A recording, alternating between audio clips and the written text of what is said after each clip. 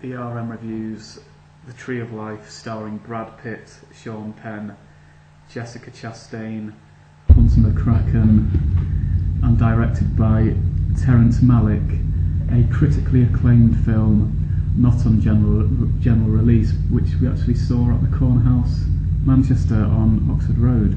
First time I've been there. Yeah, well, he's on general release, just only playing at selected cinemas. Do you think there's a reason behind only being at selected cinemas? Yeah, but I won't say it because that'll kind of give away my thoughts on the film. Okay, so plot outline, please. Right. So rather than give a plot outline, I thought there'll be spoilers here, I'll tell you, but I thought I'd just tell you what happens, because I can do that quite quickly and in a few sentences. And I suppose that is perhaps why the film's so fantastic, or maybe not fantastic, because, as I suspect, Mark will sum the film up in a couple of sentences. I will. Well, so it starts off with a family getting news that one of their sons has just died.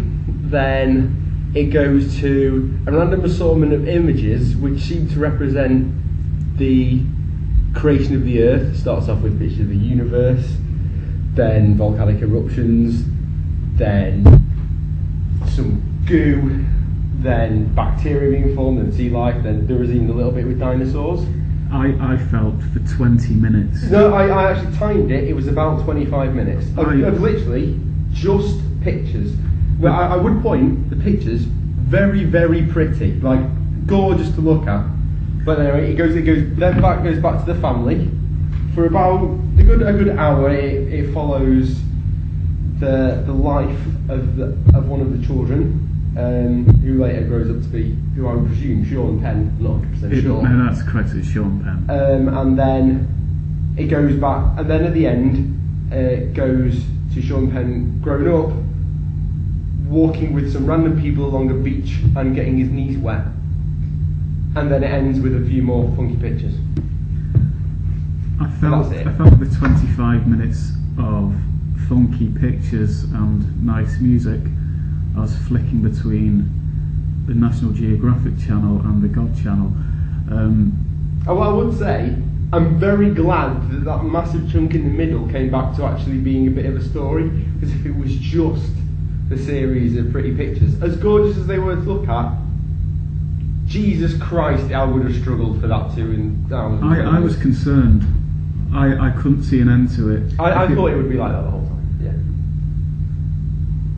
Did that sort of set the scene? Those sort of earthly, prehistoric. It's clearly like scenes. It's clearly like an impressionistic thing. I mean, it's one of those things where, one, I find it quite hard to try and understand what it was actually trying to say, and I don't know whether he's trying to do it in such a way that everyone has their own interpretation, or what. How I interpret it is, it was about a man growing up, his struggle in his belief in God. You mean the boy? Yeah. Young Sean Penn. Young Jack, yeah, young Sean Penn. Struggling with his belief and faith in his father, and then growing up and realising this has had an effect on his entire life. How does that tie into the dinosaur scenes, asteroids hitting the Earth, sun scenes, good question. Operatic music? I'm not sure. For that 25-minute period. I'm not sure, but what I would say is that straight after the birth of the Earth, there is the birth of young Sean Penn, Jack, and how I interpreted that is the birth of the child is effectively the creation of the world for the parents. Now, I don't know if that's right, but their world revolves around their son, who they just lost, and so he decided to tie that in with the creation of the earth. Yeah, that's the theory. I don't know. It was hard to follow. What did I take from it? Not a lot, I'll be honest. Did the characters interest you? I don't know if the characters did. Like, I really like Brad Pitt, and I always show interest in what Brad Pitt is doing because I like Brad Pitt. An outstanding performance. Yeah, he was. He came off as he did what he was meant to do. The little boy, I don't know if he was trying to portray that he was making all these massive life decisions when he was younger. I just thought he was a little bit of a bastard. And deciding whether or not to tie a frog to a firework isn't a big life decision to me. It's just, I'm going to be a little bit of a gimp. So you think it's about, the tree of life is about how each individual develops during their life? No, is that what the film's getting at? No, I think the film is about Sean Penn looking back on his life and trying to work out what the point of life was, trying to work out his feelings towards his father, because a lot of it was to do with the love-hate relationship with Brad Pitt, who plays his dad when he was younger, and a lot about God and questioning whether or not God is real, because a lot of the time it brought up, how can God do this? And likewise, he also said at a number of points, how can my dad do this and then do another, say one thing and do another thing? So the length of the film was, I think, 2 hours 20 minutes approximately. For that duration, did you feel the plot flowed, or was it difficult viewing? It was difficult viewing. I felt that it would have been a much better film if you got rid of all the random imagery. It was like two separate films. You had a decent story about a child's life growing up, and then you had some random images, which, like I said before, though very pretty, don't really distract. I felt detracted away from the actual storyline. I mean, there wasn't much of a storyline. When you were watching it, did you understand what was going on?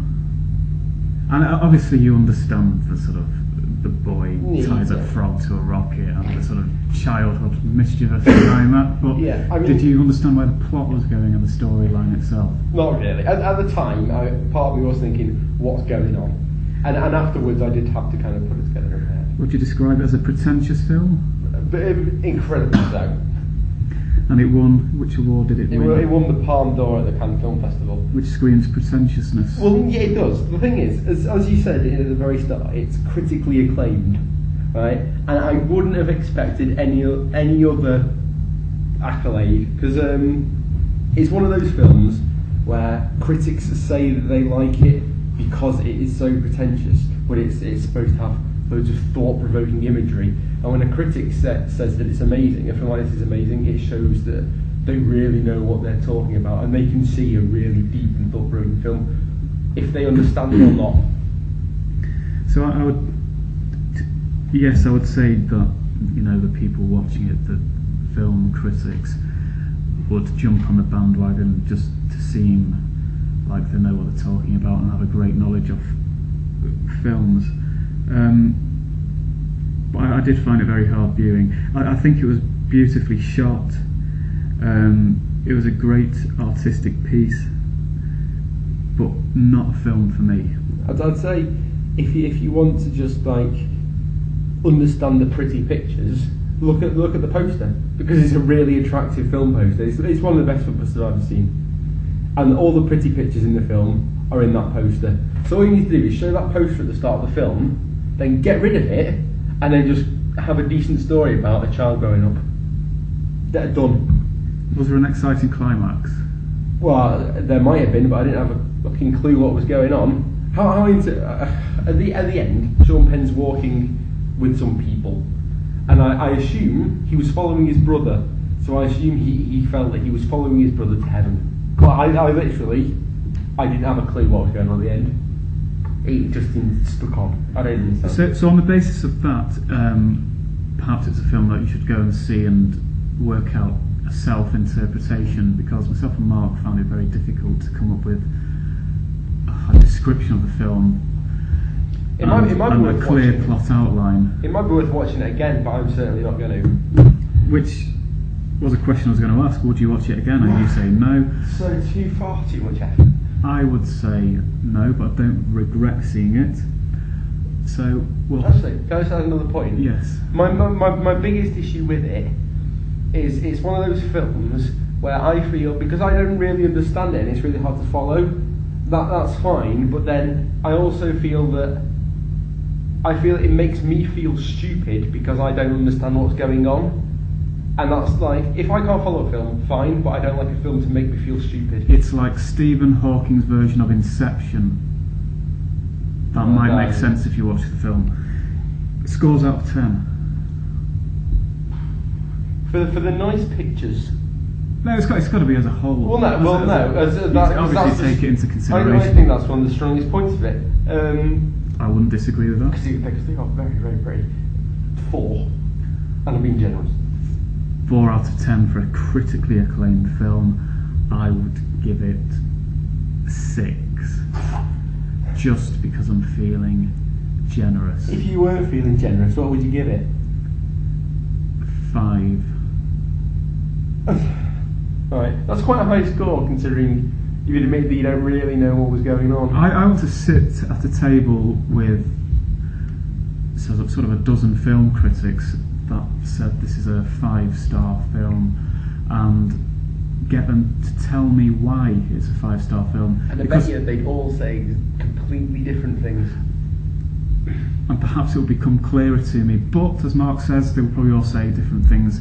So maybe it is a film about interpretation. Yeah.